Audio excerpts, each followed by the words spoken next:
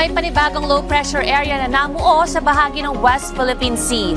Ang trough o buntot nito ang magpapaulan ngayong weekend sa malaking bahagi ng Ilocos Region at Cordillera Region, maging dito rin sa Cagayan Valley. Apektado naman ang habagat, ang silangang Luzon at ang Visayas. Asahan ng isolated rain showers o localized thunderstorms at bahagyang maulap na kalangitan this weekend. Ang LPA sa West Philippine Sea ay posibleng lumakas this weekend, tatawagin itong Bagyong Lani.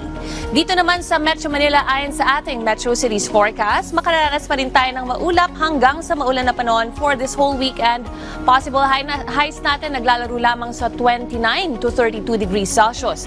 Habang dyan naman sa Metro Cebu, mataas pa rin ang tsansa makaranas ng localized thunderstorms hanggang sa Sunday. Sa Metro Davao, higher chances of rains din tayo, lalo na sa hapon. Possible highs natin dyan, nasa 32 degrees Celsius. Silipin naman natin ang weather sa ilang mga lugar sa ating bansa. Sa Baguio City, maglalaro ang minimum lows natin sa 16 to 17 degrees Celsius. Sa Lawag, mataas ang tsansa makaranas ng pagulan hanggang Sunday.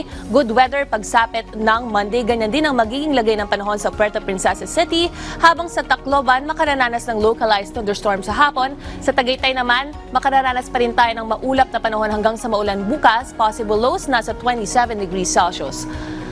At para naman sa ating stargazers, paalala, walang tulugan sa linggo dahil aabangan natin ang total lunar eclipse o blood moon. Madaling araw yan ng Lunes, September 8. Masasaksihan natin ang blood moon ng halos 1.5 oras. Magsisimula ang penumbral phase ng 11:27 p.m. ng gabi ng September 7. Magsisimula naman pumasok ang moon sa loob ng shadow ng Earth o ang pag-eclipse nito ng 1:30 a.m. Ang maximum eclipse ay mangyayari sa oras na 2:12 a.m. Sa maximum eclipse, ang umbral shadow ng Earth ay tatakip sa buwan at lilikha ito ng mapulang kulay. Kaya naman karaniwang tinutukoy ang buwan bilang blood moon.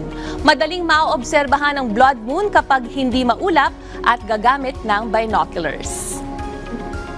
Stay safe at stay dry. Ako po si Ice Martinez. Laging tandaan, may tamang oras para sa bawat Pilipino. Panapanahon lang yan.